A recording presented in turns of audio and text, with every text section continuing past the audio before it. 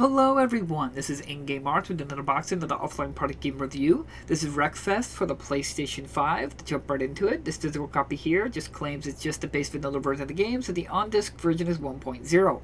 Now sadly there was an update available. This update size was 3.8 gigabytes big and will take you to version 1.22 since the time making this video. Now like always, I play all my games completely offline with an unregistered account, though I cannot claim my experience was 100% flawless, but I did beat the game and pretty much got every single car in the game. And as well, I was still unlocking trophies with my unregistered account. Now this is the first time I have ever sat down and played Wreckfest. The game first released on PlayStation 4 and then eventually got this PS5 release. So I've never played the PS4 version, so I do not know what that experience is like off the disc. But this PS5 version was generally a decent experience, but with some minor hiccups. First off, the game has some minor frame rate drops. The game does run at a steady 60 frames per second, but there are moments where the frame rate will dip and get kind of stuttery. Most time, it's usually the startup of a race, like all the cars from computer are starting off going, and there's dust and particles all over the place. Sometimes the frame rate drops will dip do that, or if you look behind you and if there's a bunch of cars crashing and colliding with dust particles as well, the frame rate will drop mostly from that. But normal play, normal racing around with nothing really going on, if you're especially like if you're in first place, I never really noticed the frame rate dropping from that, but there is some significant frame rate drops at certain moments. During certain game modes, like if you do like Demolition Derby where you're ramming cars and smacking things and ramming people, there were a few times where I rammed people and I was going at a decent speed and sometimes the damage did not register. I also seen sometimes where when I hit somebody, it took a little bit before even the damage would pop up. So maybe the damage did register, I got out of the way and it did eventually popped up, but there were times it felt like I was not doing any damage to the vehicles. As well as that, oddly enough, I don't know if this is a bug or design wise, the game has some difficulty kind of system where you can set how severely the damage is to vehicles. You have like your normal, intensive, realistic, and Wreckfest.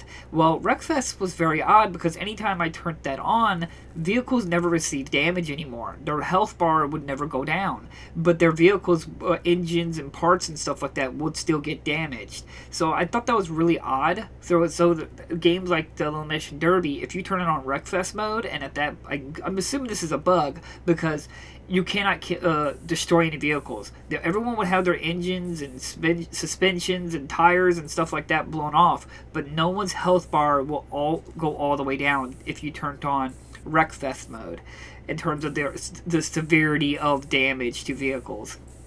I think that's a bug. Next up, there was some oddities and certain moments, like when you got like a special car and you go to upgrade it, they would have the same part available you can purchase, but that part is already on the vehicle, so you can buy the same part you already have on the vehicle on certain vehicles you got as a reward. I thought that was a bit odd. As well as that, I do want to point out the bonus card that the PS5 version claims to have is not on disc. You have to download that. I do not know if that is paid or not. The vehicle I am under, by my knowledge of researching it, the vehicle that it's supposed to give you is the Bandit Ripper R2. That is, again, not on disc, so you're not getting the bonus vehicle. You would have to download that.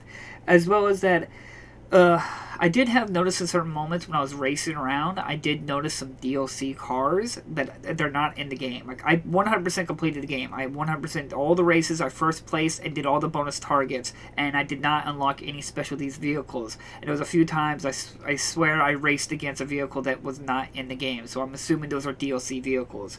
I know it's a minor nitpick, but I always found that really frustrating to see DLC vehicles that are not technically on a disc. Or they are on a disc, they're just locking it and preventing you from accessing it, because that's how usually DLC works. The content is on the disc. You just download the key. That's what you're paying for. You're paying for the key to unlock that content. The content is there. They're just giving you permission when you give them extra money. So I always found that insanely frustrating. Next is the bonus targets. While this is not a bug or issue, I found them very just odd, because while the game has your first place, your typical system, there are bonus targets you can do to like do an extra challenge, but some of them are really ludicrously just out of there or completely easy to the point it felt like there was no quality control in terms of setting up these bonus targets. Example, there was a beginning races where they expect you to do 1,500 damage in 3 laps. I had to just purposely lose the race and just focus on completing that bonus target and not try to win. And that's how, luckily you don't have to win. All you have to do is just finish the bonus target, and whether you lose or not and come in last place, it still counts as completing that bonus target. But I just found that very odd, because later on at the very last championship, there is a special challenge where you're going to do 100 damage. Why in the earth would there be a bonus target for 100 damage? That's just like ramming into one vehicle and doing 100 damage. It feels like there was no quality control, quality testing, or anything like that in the bonus target mode. And top of that, what was very frustrating is that, again, I 100% completed it. I get all first place in all level races and challenges, and as well as I did all the bonus challenges. There is no reward for doing any of this. There's no special vehicle, there's no special parts or anything like that, or paint job. You get nothing for 100% completing the game. I found that kind of BS. As well as that, there is no two-player split screen, which again was very frustrating and disappointing. I'm to the point where games should not, especially like racing games or first-person shooters, should have very least minimally have two-player split screen. So that was very frustrating as well. And that's about it. The other one I could say is that a triangle reset. This is a very odd one, especially during races, as well as if you do Instruction Derby.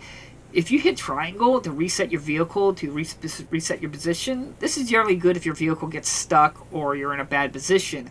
But you can really abuse the reset button with computer, because you can just constantly reset it after you do a collision with a vehicle to reset yourself in Elimination Derby and immediately get momentum going to hit somebody again. I abuse the heck out of this in Destruction Derby, and it can be pretty abusive in normal race mode, where the second you ride off to the get pushed off, ram into something, immediately hit triangle. You immediately start off and be able to get going. So, the triangle reset abuse is pretty real. As well as that, there is a very last challenge in the game where you get the special card, the Venom. It is like the very last challenge you do in the career. This career mode challenge will crash the game every single time you complete it. Now, thankfully, the game will save after you got completed, so you will be able to lock the car as well as get the bonus targets. But every single time you complete that challenge, the game will crash. I've never had it corrupt my save, and I did multiple tests of this. I did it probably about 6 or 7 times. I had the game crash, and it never corrupted my save, and it always saved it every single time that I completed that challenge. So just keep in mind, the very last race in the game, in the career mode, will crash the game right as you beat it. It's just a very well way to end it off. And other than that, that's about it. I did have the game, as ignoring the Venom crashing, I've had the game crash 3 times in normal play, so 3 times without, like, the Venom car last challenge. Ignore those crashes. Those are just expected. The ones just by normal play, I did have it crash 3 times. Overall, the game worked and played, and I did 100% complete it, but this is not the best physical copy out there. It is functional and working, and you can play it and get some enjoyment out of it, and it has some decent graphics and decent gameplay and some challenges that are kind of fun. I wasn't a big fan of the bonus challenges, and I did get a little repetitive near the end, because there's only 2 modes in the entire game. There's just straight up racing or Destruction Derby mode, where you just ram vehicles. I was a little disappointed in this. I figured, there was a game that I played not too long ago on PlayStation 2 that's like a Destruction Derby style game like this, and it had more game modes, and that's from PlayStation 2 than what this game had. So that was very disappointing that it got a little repetitive, and with no 2-player split screen to actually add some more flavor to the game after you got done with the game. Again, it leaves a lot to be desired, as well as, like I said, all the DLC vehicles, you can see them as you're driving around. I don't know, it just left a little bitter taste in my mouth with the whole game. But the game is still beatable. That's the crucial part. You can still 100% complete it and complete career mode and have a good time with the game. So it's not the worst product out there. It's not a bad product. It's just a disappointing physical copy. Now, I do say the game is 1.0, but I don't know if that's technically true, because there are racetracks that are not in the career mode. If you go to this quick race, there's a bunch of new tracks in the selection that is not in the career mode. So I don't know if they eventually included more tracks, or those tracks were always there from day one. Not entirely sure, because like I said, I never bought the PlayStation 4 version, but I just thought that was really odd.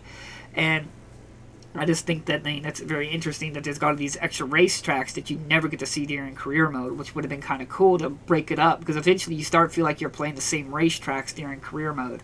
It just feels like that there could have been a lot more work and a lot more flushed out for the single player experience. This definitely just feels like it was the single player experience was just tacked on, especially like the bonus target mode functionality, and just the game was meant to be focused on playing multiplayer, which is a little disappointing. But at least it does have a single player career mode that you can play and unlock vehicles and get upgrades and stuff like that. And you could just do quick races, which I did abuse in a certain area where you could just repeat over, select lawnmowers, put 60 laps, and just do a quick lap. I'll show it in a video, and I just rammed against the wall. It doesn't matter if I finish first place or not. And I always got like 2,000 credits for it. So I thought that was a quick, easy way to make money real quick. Just keep spamming that and just do it repeatedly over and over. You make quick money doing that. In the end, Wreckfest is a good physical copy to pick up, but prepare to have some issues and problems, and it's not the best physical offline experience. Now, you don't need this update, but it is frustrating. Like I said, frame rate drops, the constant crashing, definitely there during the Venom race, and then I had normal 3 crashes, ramming into people, sometimes didn't register, and as well as that it does get a little repetitive near the end. There is a cute little name stuff like that, like driving the school bus, the lawnmower, name the farm equipment, driving the couch and stuff like that. There's some cool little neat things, but you're still doing the same thing. You're still just doing a destruction derby or a normal racetrack. I think they could have done a little bit more to add a little bit more variety into that in terms of that experience. But in the end of the day, it's up to you whether you want to pick up a copy. If you get it cheap, why not? You can get it, play it, enjoy some quick destruction derby. And it's got some cool graphics. I like some of the collision. I like some of the collision and damaging the vehicles and stuff like that. That was a lot of fun and interesting. But in the end of the day, it's not a bad product. It's just disappointing. There could have been a little bit more effort to make the game a little bit better, and then also put like DLC in a disc, or at least very minimum put that Bandit Reaper R2 car, because you've advertised that an exclusive car that's on the game. Comes with the PS5 version, but it's not actually on disc. Hugely disappointed on that department, but in the end, it's entirely up to you. I'd say look into it if you can get it cheap, but for the most part, I will try to leave links down in the description if you're Instacopy. Again, it's up to you whether you think this is worth it, put it on your shelf. Again, you can beat it. It is beatable. I did 100% complete all race challenges as well as the bonus targets, but I just wished it was just a little bit better physical copy. So like always, thank you so much for watching, and I'll see you guys in the next unboxing video. Bye-bye!